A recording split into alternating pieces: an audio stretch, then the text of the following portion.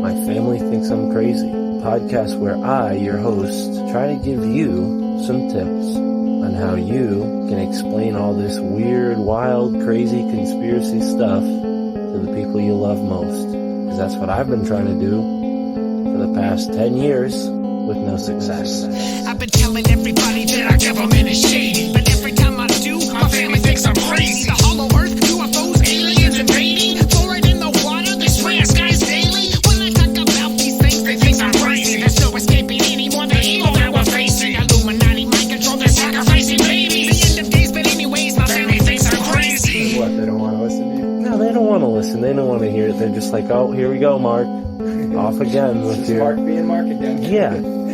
So, that's the thing about podcasts is when you're on the air, and it's like therapy, If I can't talk to my family about this stuff, I'll talk to you, Matt, and all our listeners. You know, just tell your whole podcast. Yeah. So who are we talking about today, Matt? They think that I'm crazy. They really think that I'm crazy. They really think that I'm crazy. My family thinks that I'm crazy. Ladies and gentlemen, welcome to the My Family Thinks I'm Crazy podcast. I'm your host, Mark Palmer, here with another fantastic episode. It's Labor Day weekend. Enjoy this Labor Day off. We have a fantastic guest for you. His name is Ceb.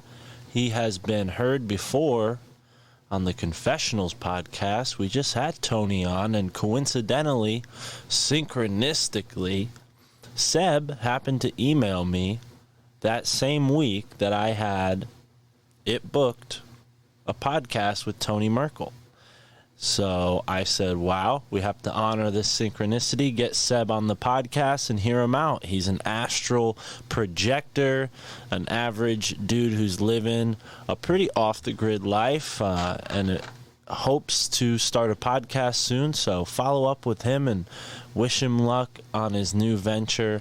I enjoyed speaking with him, and he has a powerful message about Bigfoot. So stay tuned for that, folks.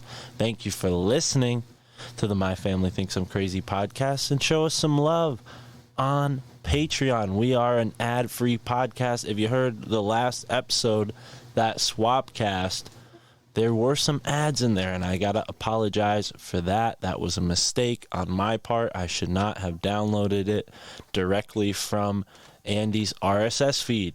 I should have used my own copy. But either way, ads aside, you will not hear ads anytime soon in the foreseeable future of the My Family Thinks I'm Crazy podcast, because we have made the decision to not use ads. So that's what we're going with, and I hope you guys support us on Patreon so we can keep this going and stick with this value for value model, because I think people enjoy the show when it's like this, a continuous flow. There's no breaks, there's no corporate sponsors, and that's about it. So enjoy this conversation with Ceb, and check us out, patreon.com/MFTIC, and then myfamilythinksimcrazy.com for more. We also have some scene videos on the Patreon. Very interesting stuff, and more to come. I saw a ship in the sky, a bright, brilliant light that I've seen a lot in my life. Just saw one the evening, but very bright, brighter than any of the stars, lower in the horizon, obviously lower in the horizon, not outside of our atmosphere. And I see it moving along. In this case, I was out of my body and thought, oh man, I can go there. So I asked to go there, and I felt myself being pulled, and I went up very, very quickly. So I was traveling up, I was looking up at it, and I was getting closer because I'm moving very, very fast, and I entered into it.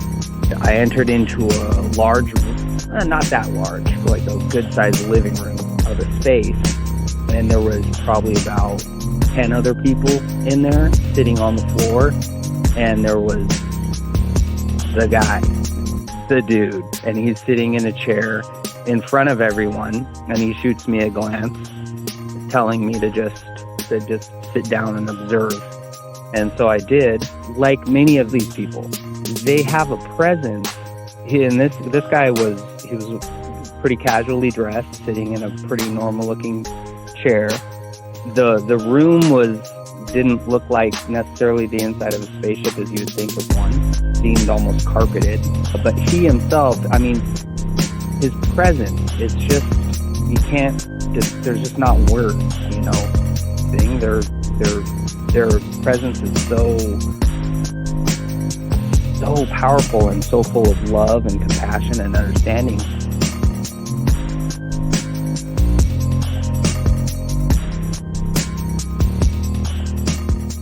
Awesome, Ceb. I wanted to get to know you a little better because obviously your message you sent me over email was pretty straightforward. You said, hey, I'd love to be on your show. Check out my episode with Tony Merkel. And coincidentally enough, I just had Tony Merkel on the podcast this afternoon. We talked, and that episode will probably be out before this one comes out.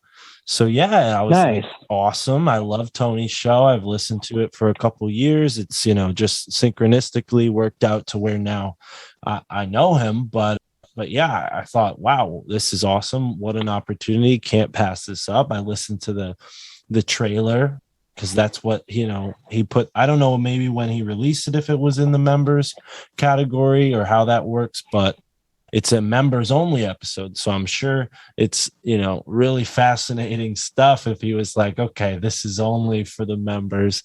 And I feel like it's a privilege to talk to you. So maybe first things first, Ceb, tell us a little bit about yourself and how you found my podcast. Yeah, man, totally. A little about myself. I'm a guy. I live up here in the Northwest. Have for a long time. Just been into everything, all concepts, spiritual and conspiratorial, and just been kind of trying to think outside the box for a really long time. Podcasts are just the thing, for me, just the only way I choose to really try and stay in larger touch with the world and get some semblance of news in these crazy times. So, I mean, I found you just through the circuit of great podcasts and really jumped on, really just loved your way of doing things and just my sense of your personality from what I can pick up on it, and definitely felt called to kind of reach out to you. Yeah, I do have pretty wild experiences to share, out-of-body experiences, out-of-body travel that I've done in my life. It's always been something I've been really interested in, you know, getting into psychedelics at an early age and curious to know what, you know, experiences beyond the threshold of ordinary consciousness that I could actually have. And, you know, obviously that's a part of your story. What I felt was a sort of frustration, and it caused me to give up. Something that I read in your email, you said, you know, you had a hard time doing it when you first got into it. And then when you gave up trying to astral project. Yeah, I think that sometimes our own grasping towards the outcome, a specific outcome of what we're trying to accomplish can kind of block us. And, you know, from that outcome, if we're too ambitious, you know, but you know, definitely putting in the work towards a direction yields fruit. It's like you know, it's been said forever. It's like you knock and the door will be open, you know, you ask and the answer is on its way. It just may take a while, you know? Right on. Yeah, no, I certainly have experienced that, but let's get into it, man. We're talking about underwater cities, UFOs, and even a telekinetic experience with Bigfoot. I'm sure there's way more in between. Yeah, there's a whole lot more. There's a whole lot more, and I'd love to get into it. I mean, let's start from the beginning. I mean, yeah, when did this first occur to you that any of this would be even possible, and how did you first, you know, get into attempting to astral project? So, funny enough, it's from my grandfather, and he's an amazing guy, incredible artist, World War II, just a real unique human being. And I was really close with him when I was a teenager, and he was the first one who kind of, he'd just tell me wild things about his life. And one thing he told me when I was probably 13 was he told me about how he used to operate the Burnside Bridge in Portland at night, raising and lowering if ships came through. And he would practice out-of-body experiences to have out-of-body experiences. He had a close friend who the two of them had this agreement, like, well, if you can do it, you got to leave and come to my house and see what I'm doing so you can tell me. And so he told me about when he finally did that and went, contacted his friend the next day and told him what he'd seen. His friend just called him a liar and was mad at him and said, you came and peeked in my windows, and, didn't believe him, thought he had just come in physically over and looked in his windows and told him what he saw. So that's how I first heard about it. And it really piqued my interest, and then when I was about probably 17, 18, I saw in a bookstore this book called Out-of-Body Experiences, How to Have Them and What to Expect. And I forget the author. I did look it up recently just to see, and the book's still around. And that was a great book. It really expanded my understanding into out-of-body experiences, and it gave a lot of really helpful guidelines as to relaxation practices and visualization practices. And I did practice pretty consistently to try to get closer to being able to do it, and was, pretty unsuccessful for maybe a 1.5 year, 2-year period. Later, I'd say the most significant thing that happened was I read a book, Autobiography of Yogi. Have you ever read that? No, but I'm familiar with the book. It's Paramahansa Yogananda. Ah, okay. Interesting. Yeah, I've had, my friend Yogananda or Yogi Zorananda on the show. That's as far as I've gotten really into yoga, but he's someone who's had astral projection experiences as well, to circle things back. But please go into that. Tell us about this. Yeah. Well, that book really impacted me and led me to get more into meditation, and actually went and lived for a few months at one of the ashrams, that trying to think of the correct term. I guess you just call it an ashram, but it's a, monastery for practitioners of the Self-Realization Fellowship, which is what Yogananda had started back in the 1920s. And that was really, really helpful in my life. I was about 20 years old, and that really was helpful. Still, I didn't have any out-of-body experiences probably for about another year, and they just sort of started happening on their own. I feel like certainly I'd put in a lot of work to make it to where they could happen easier.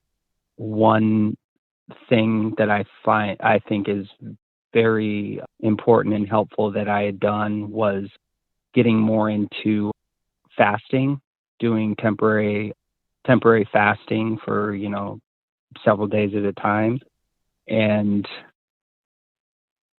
even more than meditation, I feel like that really helped me to deepen my awareness and get my body to relax more to the state where I was able to consciously leave my body. And that's, we're talking about out-of-body experiences. It's really, just being able to notice and stay conscious as the process starts to happen, and to kind of have the meditative practice to just sort of let go and relax and succumb into it without, stop blocking yourself from trying to control the process. Would you say that fasting helps bring in that ability to sort of release? Because, right, hunger kind of brings us back into the moment constantly. You can be sitting somewhere deep in thought, and then all of a sudden you start to get hungry, and it takes you out of that deeper mind state. Would you say that fasting and training yourself to be comfortable fasting was an important part of this overall? I can say that it was for me. For me, I can't speak for everyone, but I think that developing an awareness of all these possibilities is step one. Knowing that it's possible. Step two would be like you finding in yourself a large hunger for those spiritual experiences, and putting in work, whatever it may be. Like for when I found the teachings of Paramahansa Yogananda, that was a great gateway for me to do a lot of the spiritual work, the practicing meditation, the cleansing, the fasting, all things that are really the cornerstones of yoga as it has been for eternity. It's not just like a stretching exercise, Absolutely, as yeah. yoga is often seen now in the West. And so yeah, step one would be knowing it's possible. Step two would be having the hunger for it, doing whatever practices kind of seem fit for you to work towards. And yeah, and so then it started happening for me eventually. And we can just jump right into that and start talking about, I think that there's enough. We get into that. I'm very curious to know like where the tipping point was for you, because it seems like there was a moment where you gave up your expectations, right? And that might have at first not really been, it wouldn't have been maybe obvious to you, or maybe it was that would help the situation. But in hindsight, do you think like releasing your expectations or kind of giving up in a sense was that final straw that led to that first experience? Yeah, I do. Yes and no. I think that I was also just ripe for it, in that I was still seeking it, but honestly, I was just so really, at that time, I was really busy with a lot of other things. I was, trying to get into off-grid living, cutting firewood every day, I was, I don't know, the time was ripe, I think. And I think that with that's the only hindsight I could really put on it. Well, speaking of synchronicities, we're talking about Yogi Zorananda. His podcast is called Ripe, folks. Check it out. Renegade Yogi Podcast Experience. And I'd love to put you in touch with him, because I think you guys would have a lot in common and a lot to talk about. But yeah, let's get into that. Obviously you had one, or the first astral experience that was the first one. Was that probably the most memorable, I'd imagine, or am I thinking of it wrong? Oh, that was a beautiful one. It was very beautiful. It was unique for sure. I feel like every profound out-of-body experience I've had, which there have been a lot, the first one definitely was, I feel like they've all been designed, like they've all been guided. I'm a big time believer and knower that we have spiritual guides.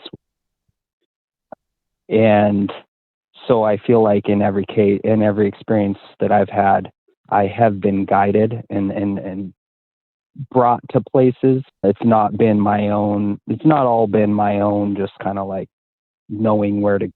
And so, Yeah, the first one was really unique and epic because I got to kind of see many different levels of what I would call the spirit world, where there's different planes or levels of it. Some, the highest that I've been to, are just very, very beautiful, and everyone there is just, I mean, just love and wisdom to the max. And so it was a very healing experience for me. I went to the very high levels of the spirit world, and I met with a woman who, and I'll explain the experience first of leaving your body, because I feel that's very important. And I have explained this to other people in the past, and then they have had a similar experience happen to them.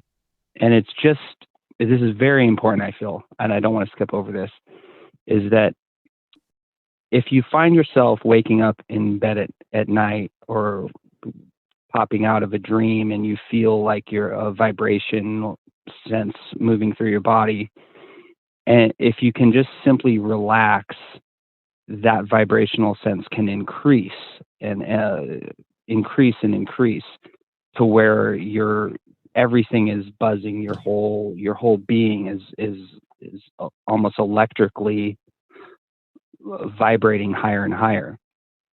And for me, that's what I found is kind of if you relax into it, it'll take you right out of your body. And to mind, and I love that you mentioned your grandfather being the inspiration for this, because I'm in my grandfather's house right now. He passed away a couple years ago, but in this house, I remember having what I can say was maybe my first close to out of body experience. I was laying very relaxed on the carpet in the living room, and I'm pretty tall, so any chance I can get to stretch out on my back is nice. And I was just relaxed there, and I feel this feeling like really like my soul, I call it, or people have different labels depending on their worldview, but my mental sphere, my soul was almost like expanding out of the envelope that is my body and floating up into the sort of ceiling of the room. And I remember looking down almost at my grandmother, my grandfather, my sister were just kind of sitting there watching TV or whatever, as I'm just like laying there with my eyes closed. And I was very, very relaxed. But as soon as I had that conscious awareness of it, it was like it snapped me right back into my body, because I was kind of a little shocked. Yeah, that's it, man. Because you can feel that floating up and out, almost kind of like, even sometimes like floating upside down, and kind of like it can be really awkward. But I mean, the whole key is just stay calm and then get out of the house. And relax into You just it. leave, man. Relax into it, and then you can kind of, I try to stay pretty calm until I'm the heck out of the house, and then I'll get out, and then I'll start my journey from there. Wow. Or other times what can happen is, or you can go up pretty quickly. It just depends. And I'll say it again, is that always call on your spiritual guide. They are there. If you don't believe they're there, well, then ask for them to show themselves, and eventually, that's because I'll get taken different places, and it's always my spiritual guides who have a big hand in that, who I've met many times, sat and talked with many times. And I'm a firm believer everyone has that. It's just we need to develop our familiarity with them, because they're there regardless, in my opinion. Just my opinion. But absolutely. I'm the spiritual guide. You're bringing up so much, Ceb, and I love that you reached out to me, because that's the goal of this podcast, owning who I am, with the title, My Family Thinks I'm Crazy, owning it and feeling, welcome into this community of people who listen to the show and participate in conversations. And even like the guys who've inspired me, who I've been blessed enough to have on this show, Greg Carlwood, the Grimerica show.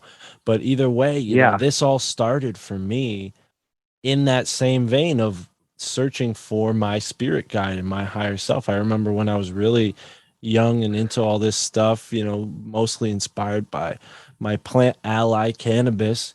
I wrote down, Mm-hmm. no, this is my spiritual name, and this is who I am, and this is my purpose, and really felt that. And probably still have that little notebook or whatever, but connecting with my higher self is something that has really changed my life in a profound way. And I think it's a big reason why I found podcasts and I found the books I found, and then, had the compunction to create this podcast with all the series of events that unfolded. I've gotten into it many times on this show, but yeah, man, I'm really blown away when you say that you've had face-to-face interactions, because really, I credit my imagination as weak as it can be sometimes, but that's really what I rely on, is just imagining and creating the feeling and then believing it and letting go, and then just being comfortable with letting it go and moving on. And one way that spirit has shown itself to me many times is through animals,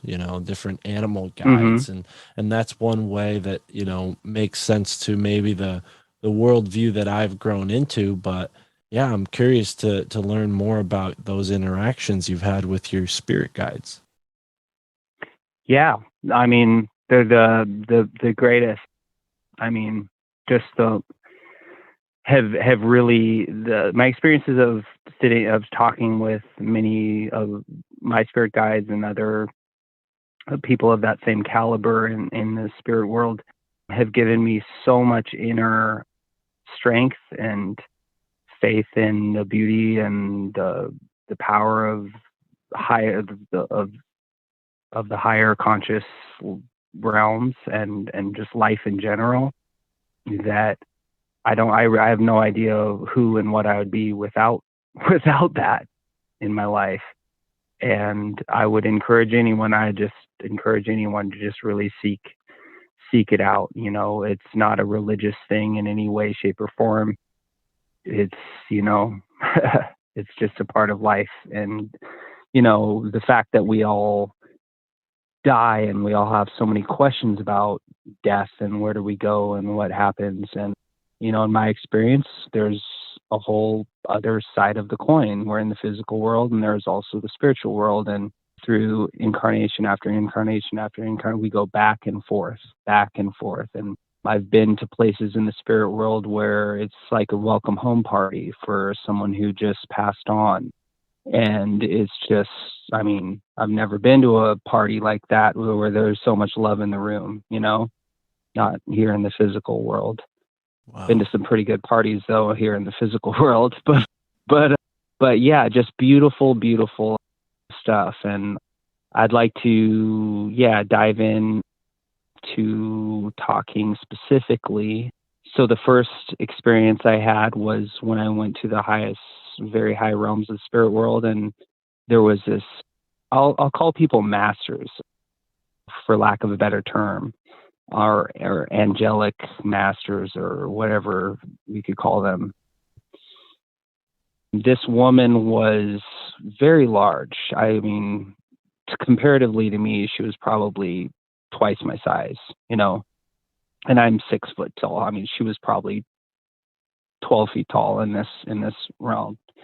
And she wore a green gown. She looked very like Polynesian, like a big Polynesian woman.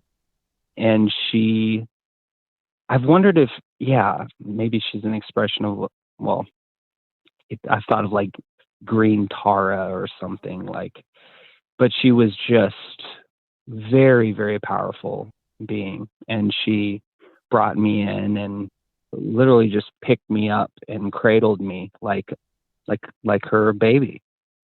And I cried so hard. It was like I in that experience, let go of like so much pain from my life up till that point. I mean, I was 21, but or maybe I let go of pain from past lives. I don't know, but I cried like a baby in her arms, and it was one of the most healing things I can think of ever. Wow. I mean, I'm curious to ask you if you know my girlfriend's name without telling you what it is. No idea. It's Tara. Are you going to say Tara? Yeah, and Tara? you just bring up. I love yeah, that name. and you bring that I up love the out of name nowhere, Tara. and it's like here's another synchronicity. And yeah, I mean, obviously that wasn't knowledge that you could have known unless maybe you heard it on the podcast. But I trust that you don't remember. Yeah. Well, and I and thought yeah, of yeah. no, I But trust anyways, that you yeah. don't Go remember. ahead. But yeah, it's the Yeah. synchronicity of it all, But either way, man, wow. I think that's something that we both resonate, like this feeling of wanting to be embraced by the spirit world. I mean, I'm sure that must have been so profound, but continue. Don't let that stop the momentum, because I'm sure we're No going to get problem. into a Yeah. lot more. Yeah. Let's rattle through some cool experiences. I could tell you some more recent experiences, and though I'm talking in the last few years, have been some really epic ones. One in which I talked about with Tony when I was on his show, but I got out of my body and I went outside and kind of looking for where to go, and I saw a ship in the sky, a bright, brilliant light that I've seen a lot in my life. Just saw one the evening, but very bright, brighter than any of the stars, lower in the horizon, obviously lower in the horizon than not outside of our atmosphere. And I see it moving along. And so in this case, I was out of my body, so I was very excited and thought, oh man, I can go there. So I asked to go there and I felt myself being pulled, and I went up very, very quickly. And as I was traveling up, I was looking up at it, and I was getting closer because I'm moving very, very fast. And woof, I entered into it.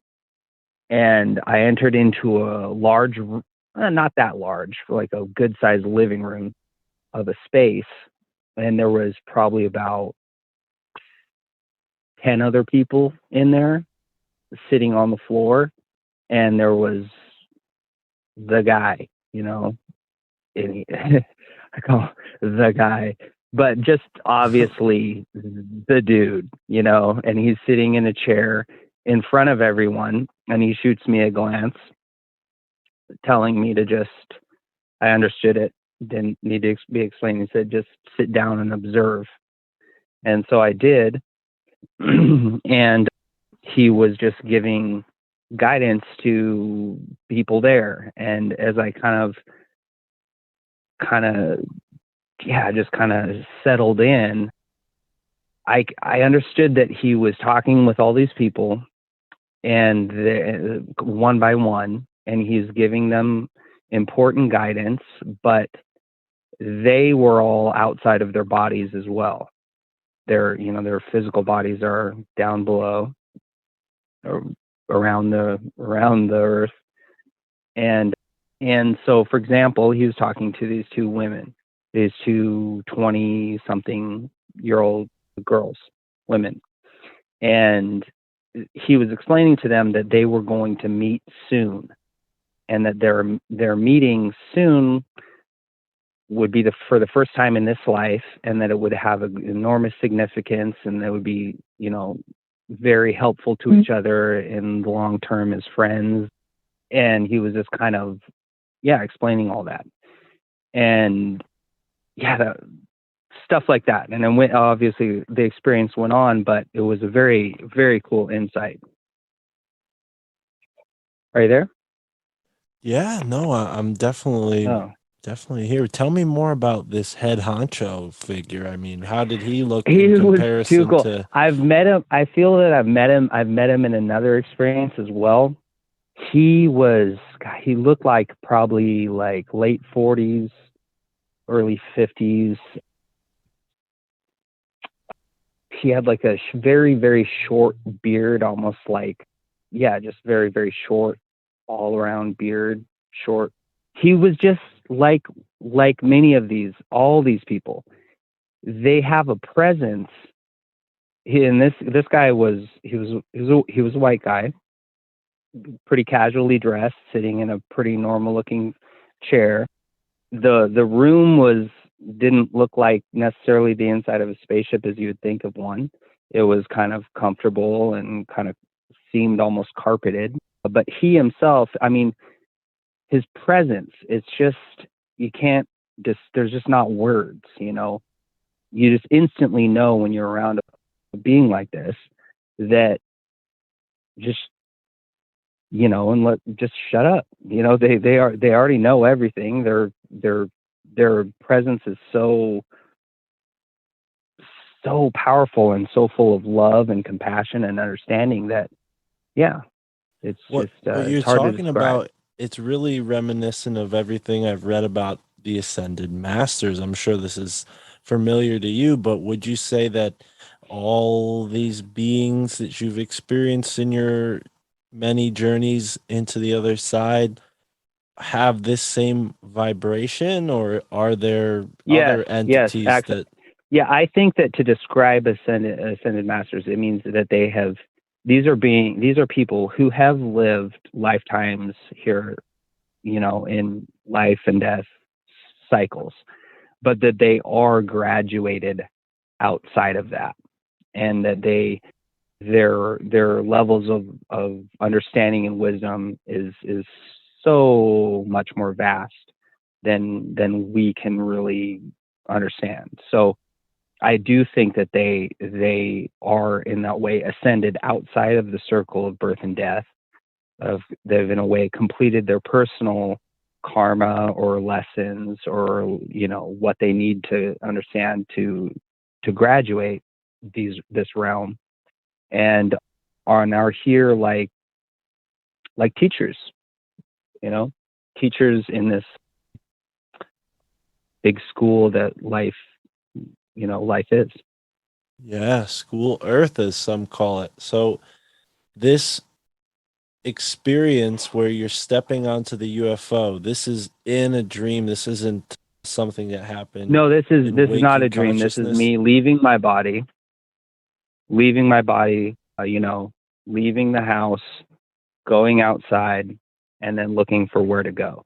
Now let's get into the distinction there, because right, so we have this separation between the two in a sense, like one you're conscious and the other, like when you're dreaming just to rest at night, you're not always going on these journeys. Is that what you're saying? There's a certain No. element- Dream is a very important distinction. Mm, Now, becoming conscious in your dream realm is an important step, and that was outlined very strongly in the book Out of Body Experiences, How to Have Them and What to Expect. So it is important to, like, one exercise he talked about in there is to ask yourself throughout your day, am I dreaming? To build a habit, because if you can build a habit, then that can overlap into your dream world and lead you to where you can have more lucid dreams, where you're aware that you're dreaming.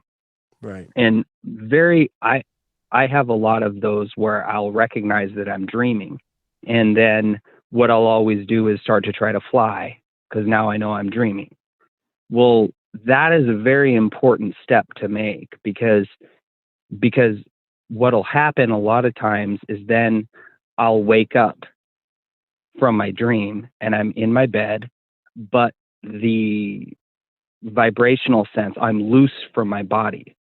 Mm, Because for your energetic soul body, astral body, whatever we want to call it, to become loose from your physical body has to be at a state of deep relaxation. right. And that's why it's important to, in my opinion, engage in things like some fasting or some cleansing, because if our energetic body is too bound to our physical body, we kind of can't get loose. And so the more relaxed our physical body is, the easier it is to get loose from it and travel out.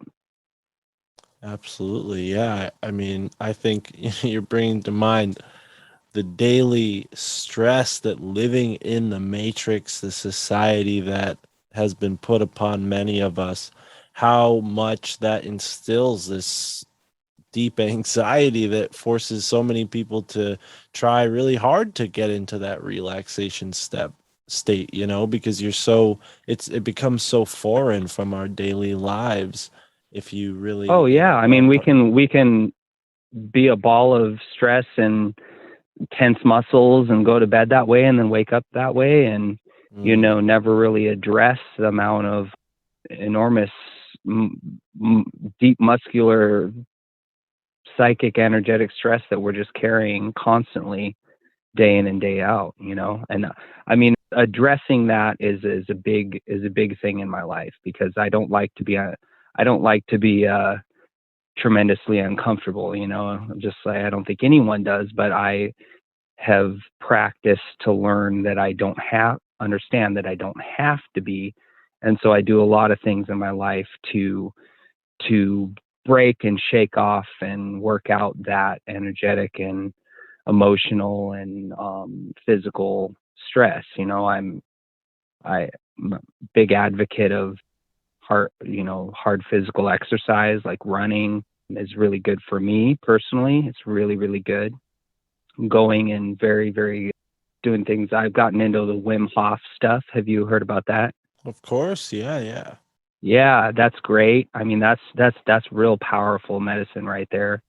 And it seems like the overall theme here is intention plays such a big part in it, intending on having this experience and also intending to not be uncomfortable. I mean, yeah, that's something that's really important to me. I think, one term that comes to mind is a sensitive person, and in our modern day, the term sensitive has so much baggage, but really, what's wrong with being sensitive? We have our five senses to experience the world around us, and we have all of these metaphysical, subtle, spiritual senses that we're still diving into. I tend to think that we probably have just as many, otherworldly sensory organs as we do, ordinary sensory organs, probably in a sort of yin yang sort of, correspondence law sort of way.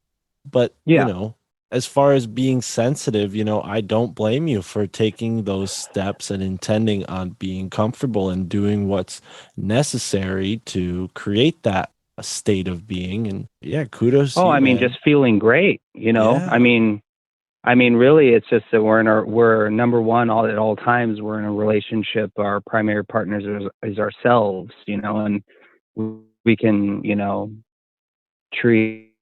if we're treating ourselves well, then we can really help to treat another person well, or to have the energy, to have the attention span anyway, I don't want to ramble, but sensitivity, I think, is greatly misunderstood in our society, which is, mind fucked completely. And, we're not educated, and especially as men, we're not raised and educated necessarily, unless we have great parents. The society is not raising us to be sensitive, it's not a weakness, especially in spiritual sensitivity, is just fine-tuning our awareness and deepening our awareness. And in my opinion, in my experience, it's only made me stronger as a person, so much stronger as a person. Absolutely. Yeah, man. And I mean, speaking of diving in, we were talking about underwater cities. Did this come sometime after the initial dive into the UFO, which you saw these people sitting in a circle? You saw the main guy. Yeah, let's talk about that. Let's talk about that one. That was a really, really great one. One of the best. one of the best I've ever had, if not the best. I mean, that one was just, so it was, yeah, I kind of wake up in the middle of the night, maybe from a dream. I don't remember the dream, but I will kind of wake up and I'm loose from my body. So I kind of relax and I get out of my body and I leave the house and I get outside and I'm kind of looking, trying to see, okay, where should I go? Is there anything showing me any sense that I have? And I see on the horizon, I could see the stars, and I see on the horizon something twinkling at me that was, extra. And so I have that same intent where I'm like, okay, take me there. And I start flying through the air there and hurtling, flying super, super fast. And I'm just kind of relaxing, waiting to arrive. And it goes on for a long freaking time. I mean, this was the longest I've ever shot at high speeds to get somewhere. It was a long flight, and which was definitely weird for me at the time. And there was something different about that too, because there was some pain that I experienced in that journey, and which was strange. I don't know what it means, but when I finally arrived, I got into this beautiful courtyard with it's like pathways going between buildings and trees and flowers, and it's just a beautiful, beautiful place. And I'm there and I'm looking around, and this woman steps out of this building, and she's like, "Oh, come in." And she's like, "Okay," she's basically like right on time, like they were expecting me. And so she's like, "Well, he'll see you now," and so she leads me into this other room. And that's where I met this incredible ascended master, guide. This is the only time I'd ever met him. And his name was Chi. And he was Hispanic looking. Just beautiful, amazing. Just fills your heart with joy to be around this guy. And he welcomes me, and he has me sit down. He invites me to sit down, and he sits down and he says, "Okay." He goes, "Ask away, like any question I have about anything." And I realized, he can answer any personal or non-personal anything at all. So the first thing I asked him is, I said, "Where are we?" And he explained to me, he goes, "We are in a city that's underneath, the bottom of the ocean." And I was like, "Oh, wow, cool." And so I went on and I asked him many more questions, some very, very personal questions about, friends that are no longer friends, distant, things in my life, some things that were weighing heavily on my heart. And he answered all those questions. He was able to look into any situation instantly and give me a good answer. And then one of the last questions, and I find this very interesting, because this experience happened, I would say, about 4 years ago. And one of the last thing I said, "Well, I don't know, and I can't think of any more questions to ask you." I said, "Tell me something that would be good for me to know." And he goes, "Okay." And he goes, in your world, they're going to be getting rid of money, cash, and that's going to be a big problem. And I was like, "Oh, wow. First I've heard of that concept." Okay. And we kind of wrapped up our meeting, hugged, and I was sad to leave, but the woman who was like, I guess you could call his secretary or something, she was, his host, bringing people in and out. She said, "Don't worry," she like rubbed my shoulder. She's like, "Don't worry, you can come back, it's not like we're saying goodbye forever." So I left, and yeah, so that kind of wrapped up that whole Wow. journey and Yeah, and experience. 4 years And ago, considering, how yeah, new crypto was then and now how, yeah. present it is now, I mean, it certainly is a forewarning. Yeah, it was a forewarning, and now I'm seeing. I didn't understand before how they were going to, the kind of what I'd call like New World Order, satanic fucking majesty, how they would roll this bullshit out and try to get rid of money to enter their own technocratic, total fascist control matrix that they want to establish. But yeah, getting rid of money. Now I can see, now I can understand how they're doing that, And from this because ascended master. COVID's travels on money. Yeah. No, I mean, it's all coming clear now, God. I'm sure, day by day. Mm-hmm. But for me, another synchronicity, Chi-Chi was a name that I Yeah. gave to my Yeah. first cat that I ever had when I was a little boy. My parents Dude, asked you're me, killing me on my these. parents asked me, "What do you want to You're name your killing your me. cat?" And I named my cat Chi-Chi. And as a kid, I Oh probably man, didn't we're have like many. three. What are we? 3 for 3? Yeah, but like, It's I just great. pulled the picture. I know you can't see the video, but I just pulled a picture of No, her out of my wallet because it's my first cat. I've always, held her close to my heart.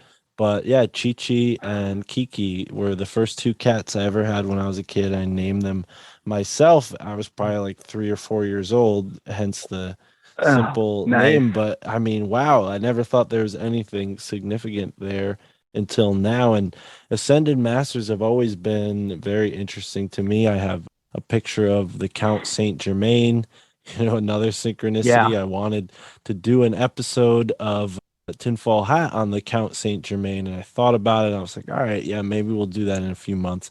And then, something happened with a guest, and Sam had a last minute replacement, and it was Maverick Matthews, who's a very interesting guy, and they talked all about the Count Saint Germain, and I'm like, wow, look at that. I'm helping, create these Nice. shows without even doing anything in a way. I mean, that maybe sounds a little Nice. narcissistic, but to this synchronistic point of view, it's just like things can be influenced, in this morphogenic field.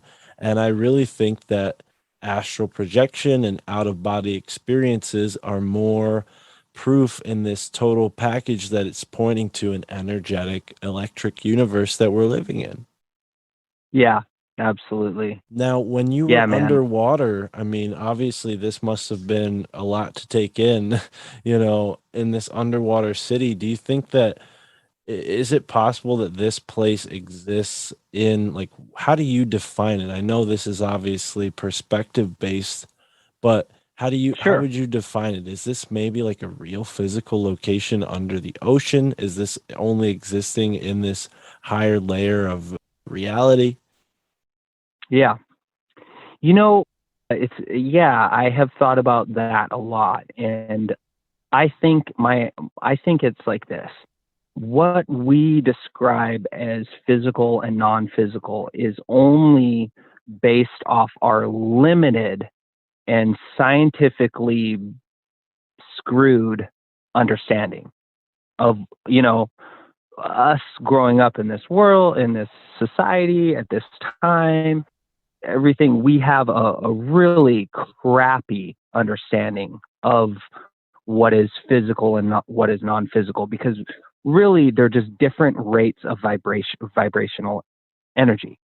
It's like Right. something that is physical, if it raises its vibration, whoop, it can then enter being non-physical to someone with physical eyes looking at the situation.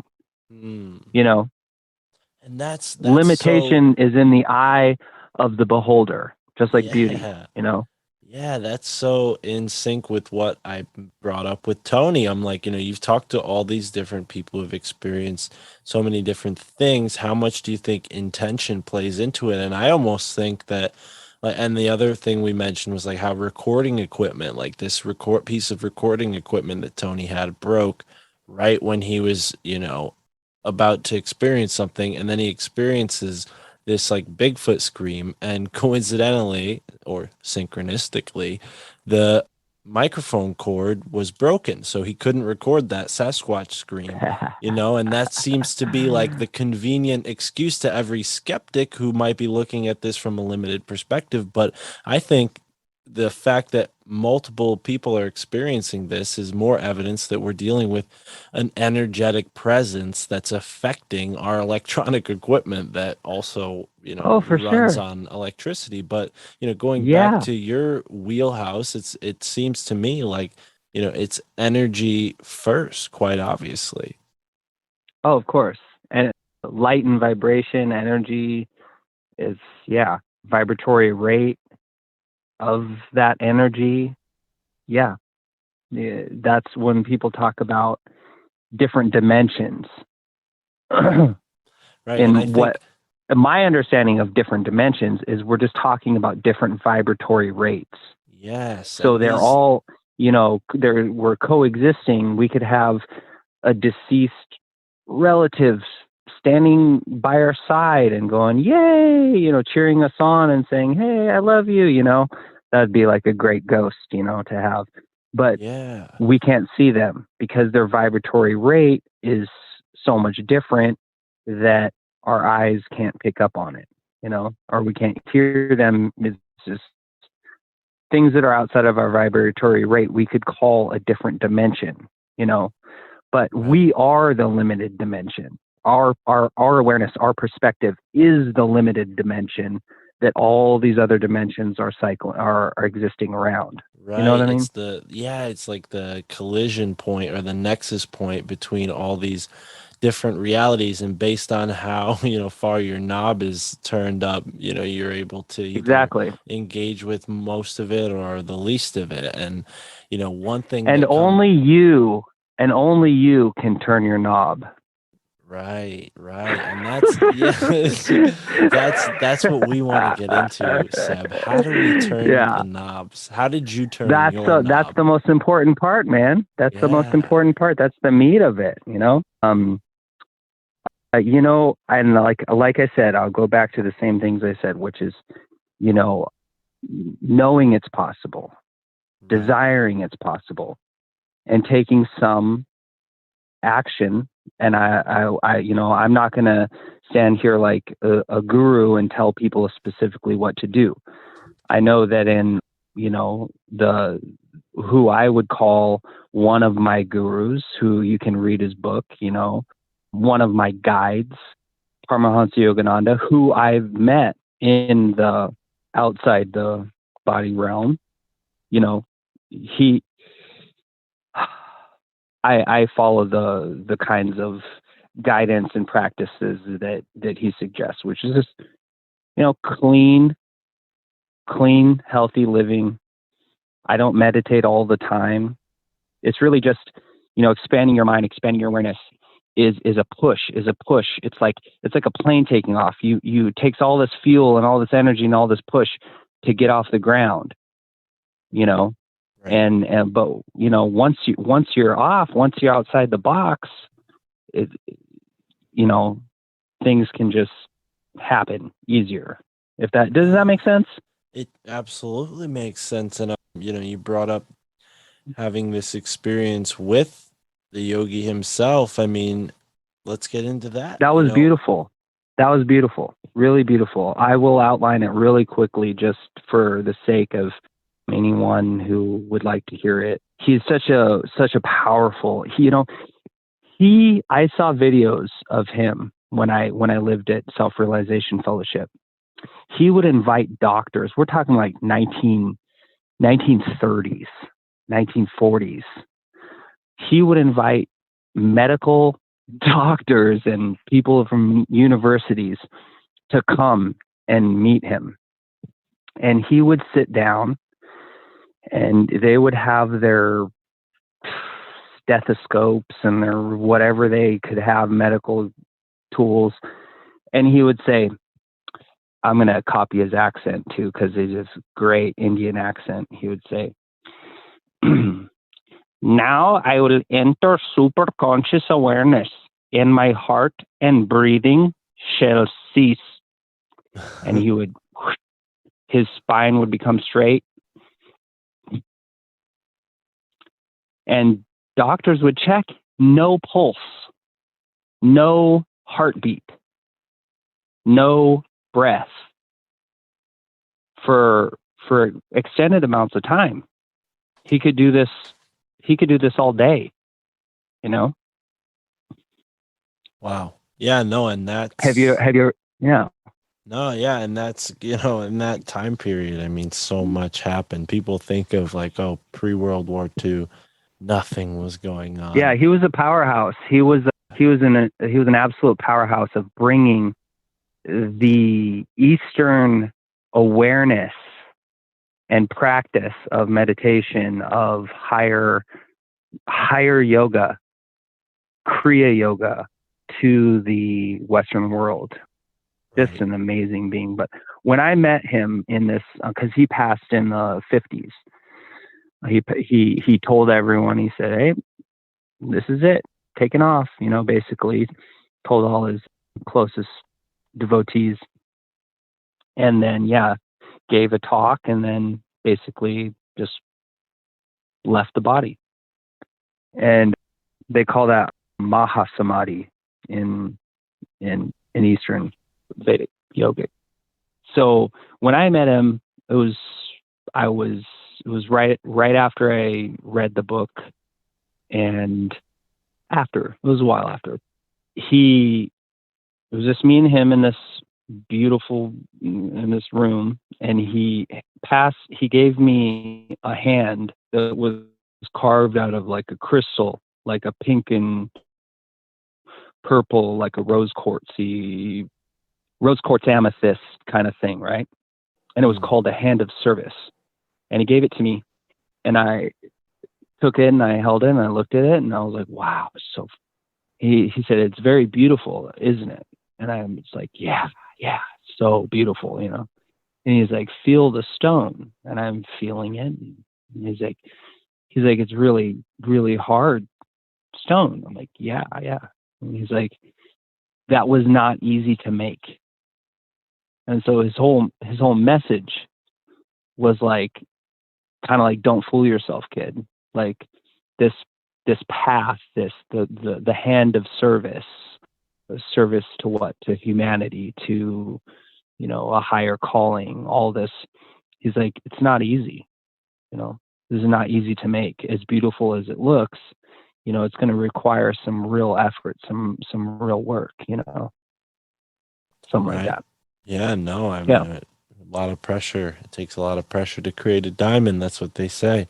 That's, absolutely. And I mean, minerals are something that I think transcend physical reality. I've collected minerals since this journey started for me, and I think they definitely help facilitate a more relaxing state of being in your immediate environment when you have them placed around your room.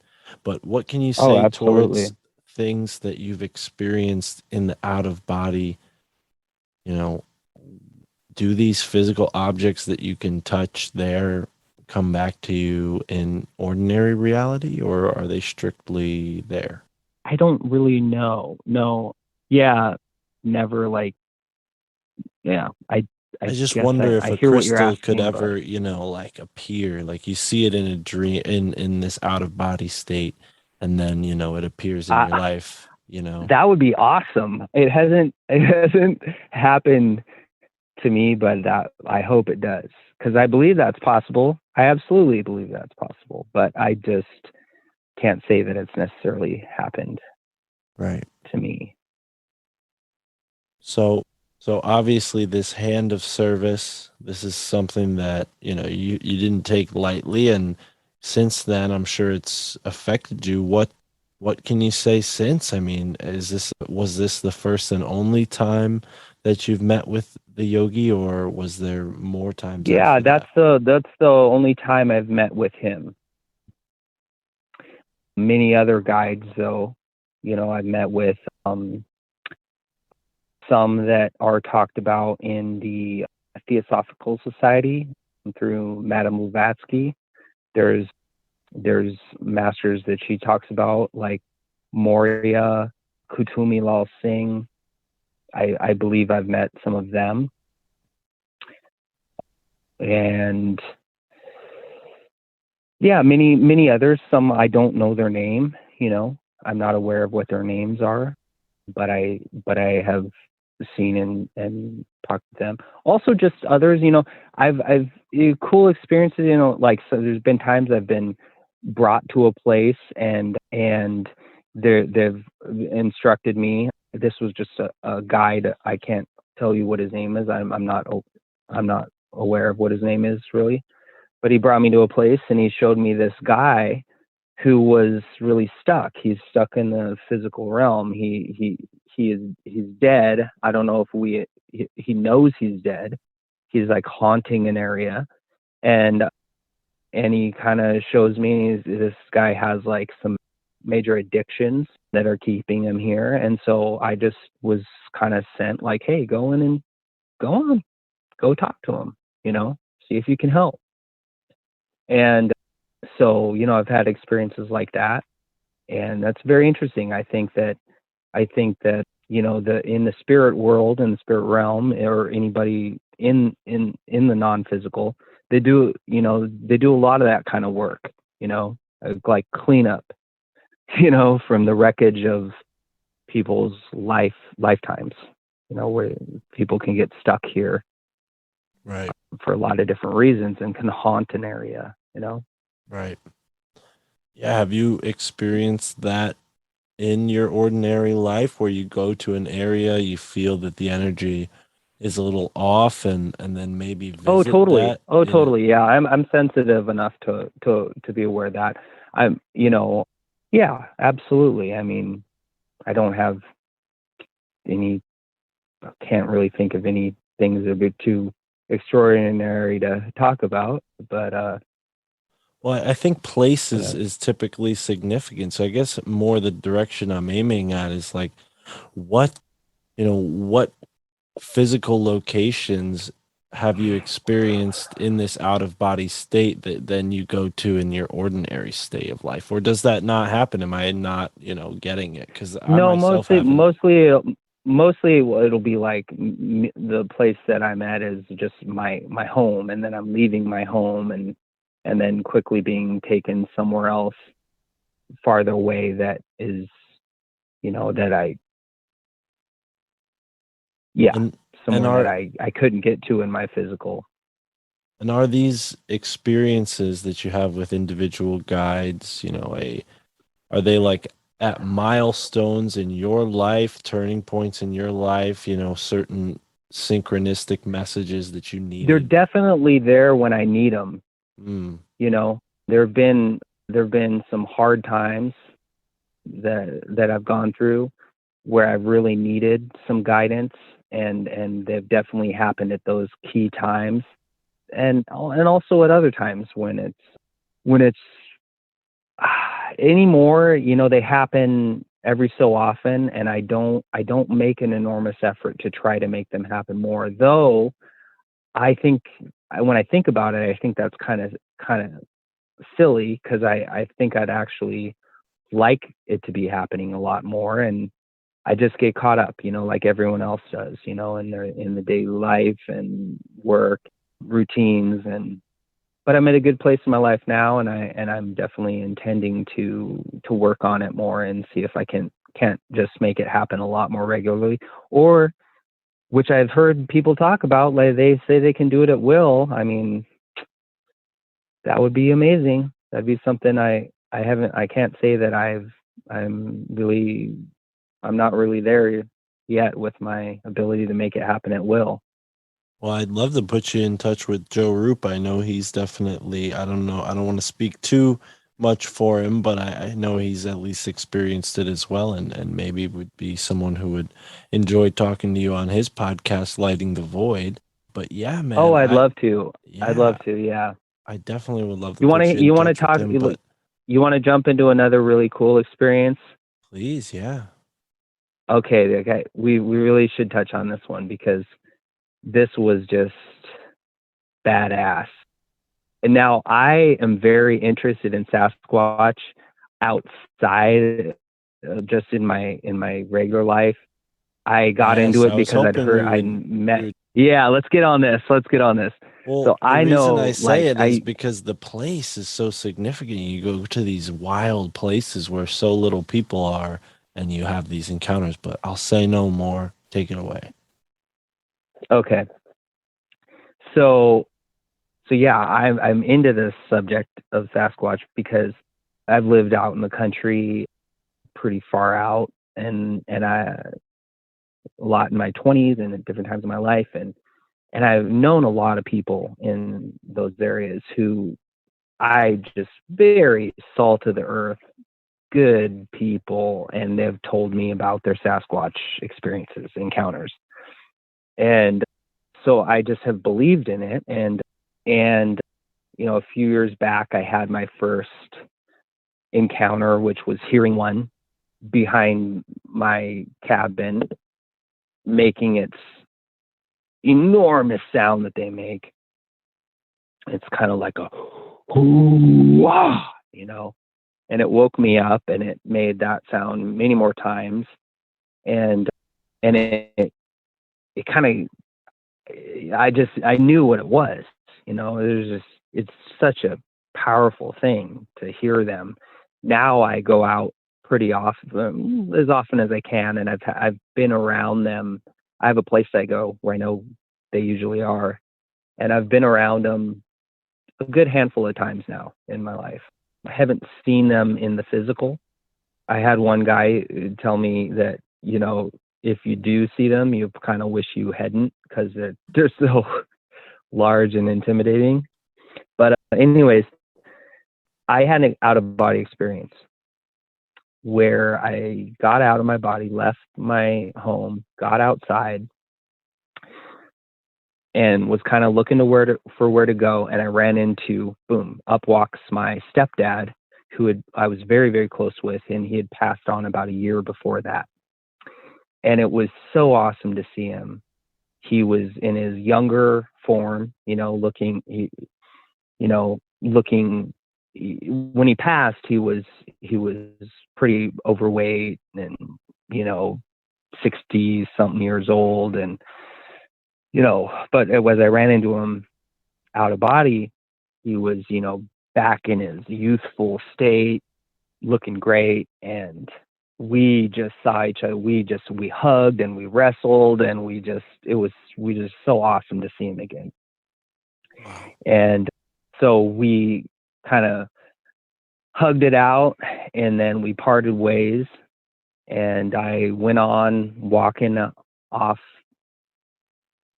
just through the meadows of this area that's probably somewhere out through the woods by where I live. And I was kind of flying.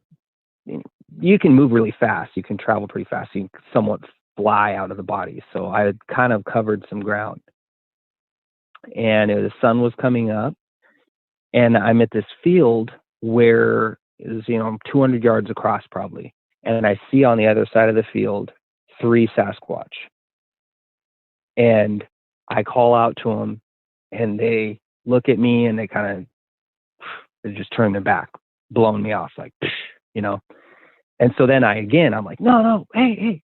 And they look back, and I put my arms up in the air, and I kind of crouch down on my knees, and I'm kind of pleading with them to come over. And they do. They turn, they walk across to me, they get right up to me, and I'm just stay right where I'm at. And there were all 3 of them were male. The 2 were on the outsides were the adolescent ones or whatever, and the guy in the middle was the older one. And yeah, they were just freaking they're probably like 8-9 feet tall. They're like, if you put up a sheet of this is how big a Sasquatch is. If you like put up a sheet of plywood, like a 4x8 sheet of plywood, right? They're that freaking big. Yeah. Yeah. It's just crazy how big they are. And when they were standing in front of me, they don't like, their energy is really abrasive. You know, they're like, you feel like they seem angry, you know? Mm. And the older one said to me mentally, he said, you need to understand this. He said, we're not evil, you know? Like, that's all he said was this: we're not evil in any way. We're just very upset with what humanity is doing to this planet. Mm. And that's it. He's like, boom, that's it.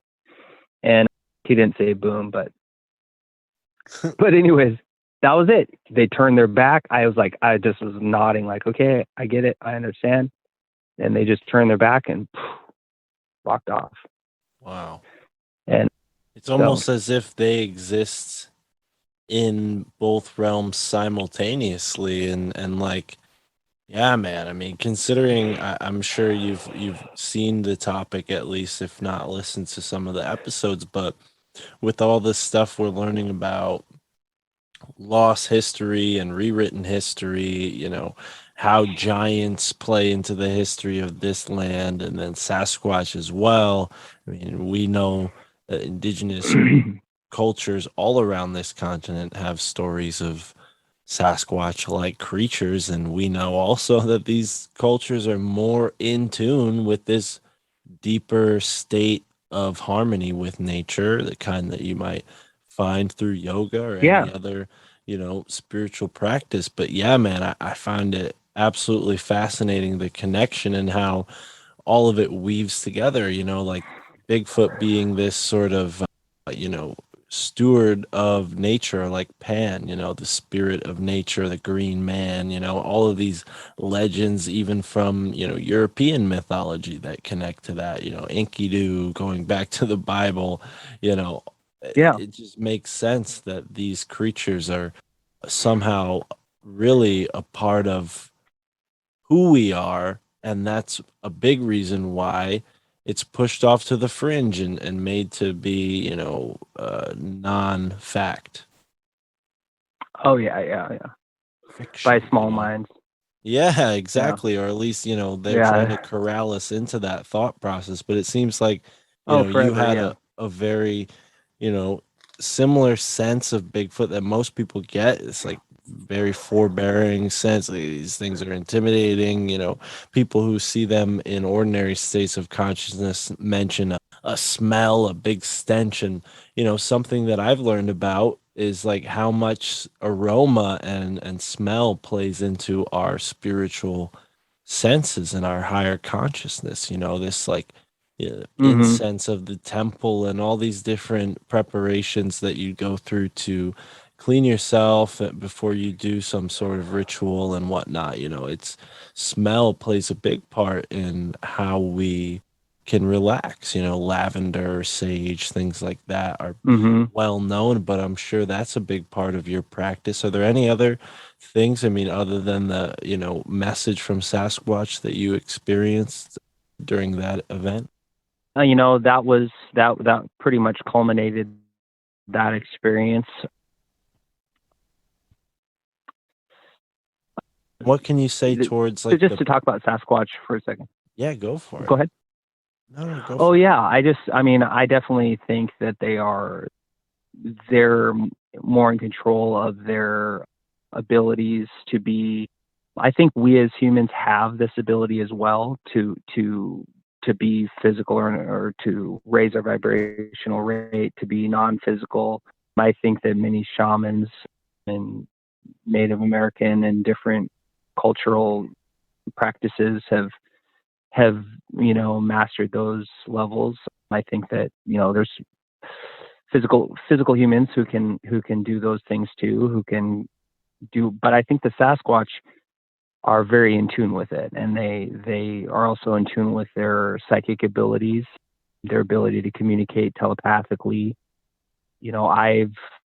I've experienced physically where I've gone out to where there's a family group of them, and me and my best friend were really into this. We'll go camp out there, and we'll bring them what they love. Man, they love apples stuffed with peanut butter. So we brought that, and oh, they just grab them up, and we'll make a little gifting site, not too far away from where we're camping, and really close. And they'll come grab them up. We'll go check throughout the evening, and they've got more and more of them, and they'll surround us and make all their calls. They so many different sounds and calls that they can make, and I make no attempt whatsoever to record them or do anything like that. I'm not trying to prove it to the world. I just love being around them, and they're too smart to trick them. They just don't even try. Is my advice to anyone interested in the subject. You're just limiting your own experience. So yeah, I just have a great time. I don't feel threatened. I've never felt threatened when I'm around them physically. The younger ones are really active in doing their calls, and they get a kick out of it. I think they enjoy being around, or at least they enjoy being around me. I'm sure they might not like being around hunters out there shooting their guns off, because it's their house, Right. But Well, and that's yeah, that state of gratitude that, we really need to settle into if we're going to really experience something worthwhile in nature. So many people, we were just talking about this with Brandon Thomas from the Expanding Reality podcast. And yeah, gratitude is extremely important. I'm sure you've experienced that. You've done a big lot of time. work, in yoga, and to connect with these ascended masters. I mean, you must be in that state already. That's probably, old news to you. But I think, Yeah, for well, people the thing is, who, this is like, I would just say real quick, I don't want to cut you off, but that's I all would just right. say, I am, not all the time though. Not, I'm not perfect. I'm not I'm not saintly at all times. I mean, I get stressed out. I get pissed off. It's like, I'm not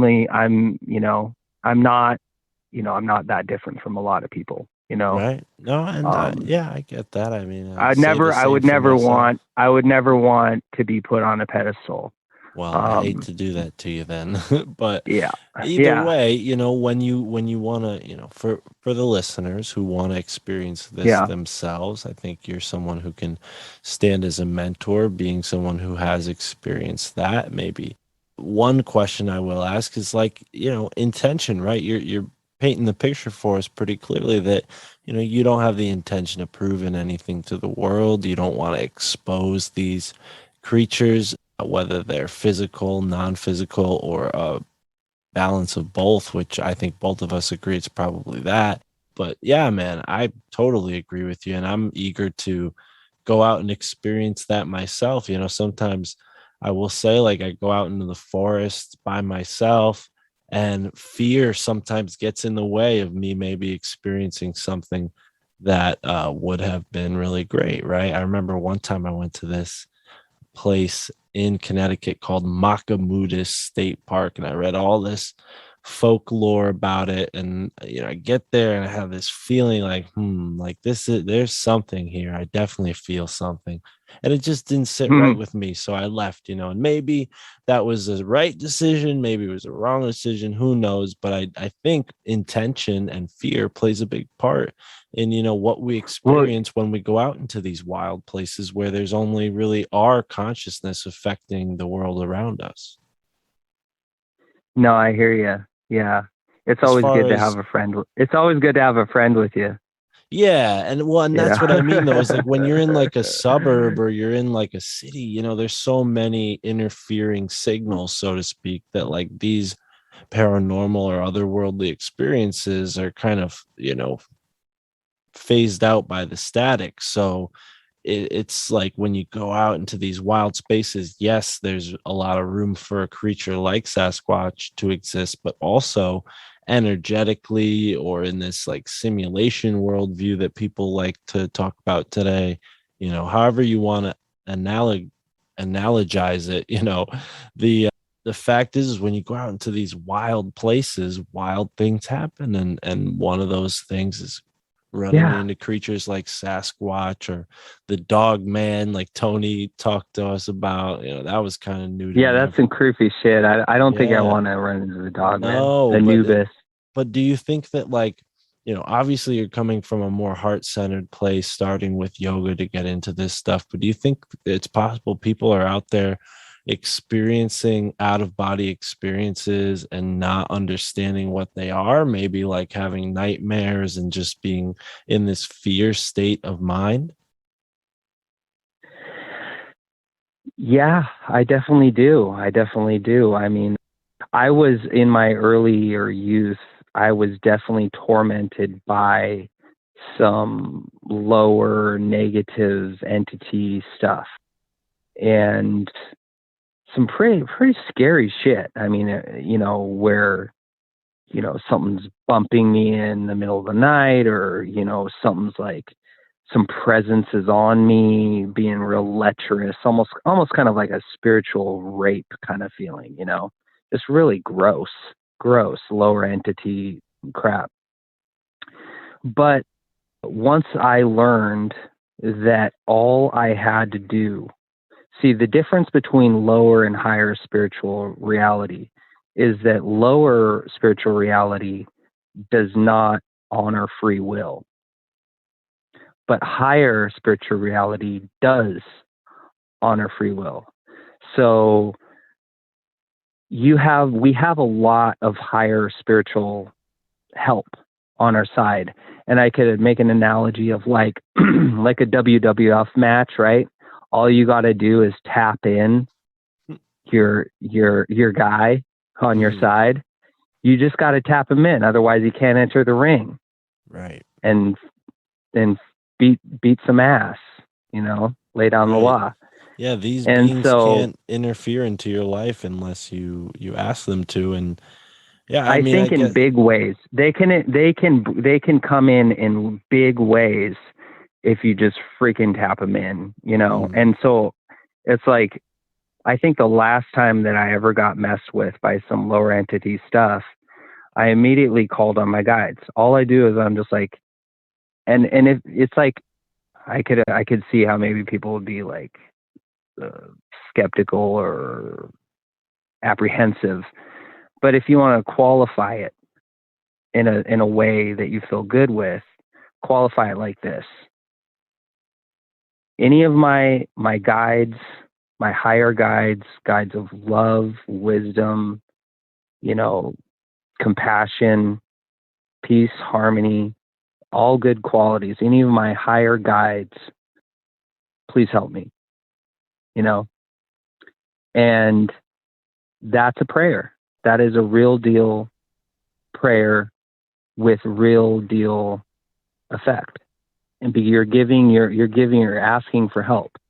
And when I did, I mean, it's nothing that I think lower entity stuff stays the hell away from me because of, it's not going to work, Yeah, you make this conscious choice to create your reality in that way with intention and invite the presence of your higher self, your guides, engage with that, center yourself with your higher self. Wow, man. Yeah, this is all important stuff. These are the keys that people can use to unlock. These are the keys, man. These are, to me, I think, the most important keys. The most important keys is, seek and you'll find, knock and the door will be open. Believe, have faith. I mean, if you don't fully believe, well, then just give it a shot. You know what I mean? And things that, things that expand your awareness into the realm of what is possible are very key. Like I would highly recommend reading the book Autobiography of a Yogi. I mean, that is here in the Western world, we're not brought up with much of an understanding of like the reality of people who have transcended to a more master yogi, masterly kind of realm. Whereas, in the traditions of yoga and in the East, that's a lot more understood for a long time, And so we just kind of have to expand our awareness into, truths and realities that have been here all along, have been here forever, for a long, long time. And nothing against the Western world's practices of Christianity and whatnot, but I mean, it's